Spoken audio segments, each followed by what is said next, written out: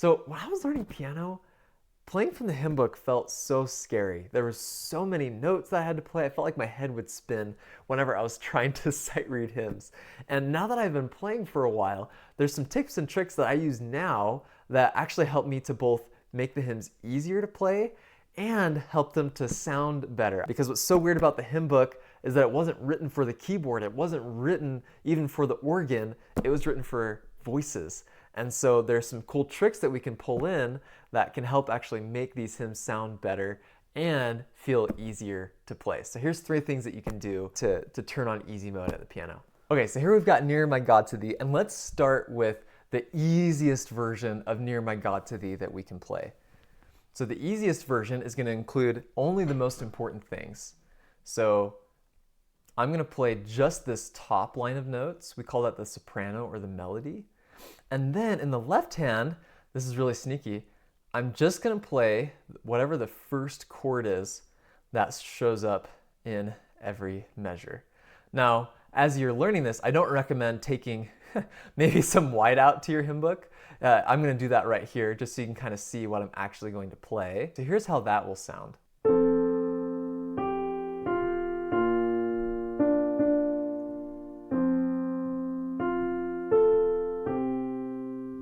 So in a lot of ways, I think this sounds really beautiful.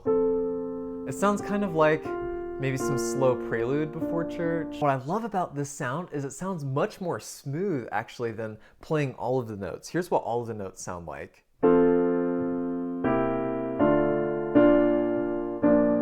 You see how heavy it feels? Each time I'm playing a beat, it just feels like a really heavy drum beat. And this hymn is supposed to be played gently. Right? Now, why is it, if it's supposed to be gently, why is it written this way? Well, it was written for choir. A choir can make all of these chord changes sound super smooth. On the piano, they tend to come out really heavy. So that's why I love this first trick of just playing the soprano and just playing the first chord in every measure. Now you might be saying, okay, that sounds nice for prelude, but how can I make it sound a little bit more full, a little bit more like how I would hear the full hymn played in church, without also making it super hard? So here's the second way of playing it. The second way of playing it would be to play the full right hand. So,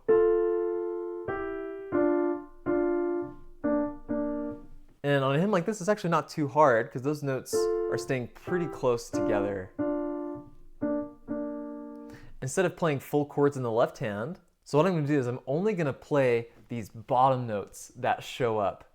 This is what we call the bass, and I'm only going to play them when the bass note changes. So for example, here in the second measure, we have lots of B flats to make it really easy, and to get that smooth sound we were talking about, I'm actually going to leave those out. So here's how that would sound.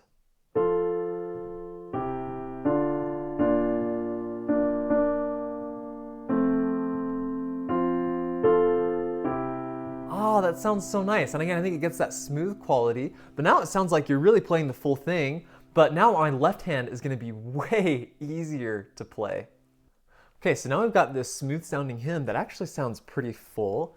Now the next thing that we might want to do is just add in a few notes here and there just to make it sound a little bit extra full when we need it. So for this hymn, for example, I would want to maybe at the end of a phrase, "Ye know it be a cross that raiseth me." This is kind of the end of an idea, right? Here I'll play the full chord because that's going to help it sound kind of like an ending of a phrase.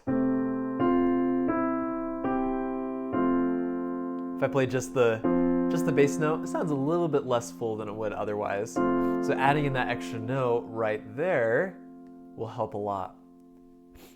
And the same thing would be true at the very end of the song. I'd want to probably play the full chord here at the end of the song. But again, I can get away with just playing that bass note and letting the poor tenor line evaporate and let the other notes pick up the slack. And that still sounds pretty full without having to do lots of extra work in the left hand. Now, can I show you one other trick? This is one of my favorites. This is what I call faking an arrangement at the piano. So sometimes when I'm playing prelude, I'll add a little bit to these hymns and everyone's asking me, hey, how are you adding all those notes? It's so cool.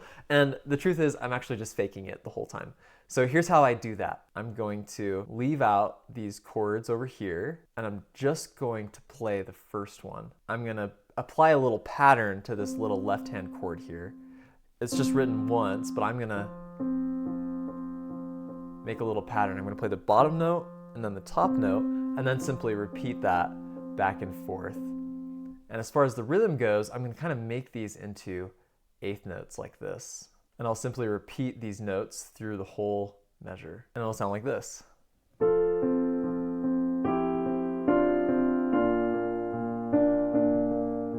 See, I'm keeping this left-hand chord going, but I'm just adding that little bit of a rolling pattern to it. Now, sometimes you might run into a situation where you only have one note in the left hand. So what can you do there? I simply stole a note from the right hand. So the right hand has the notes C and A. I'm just gonna bring that A down there and make that my chord.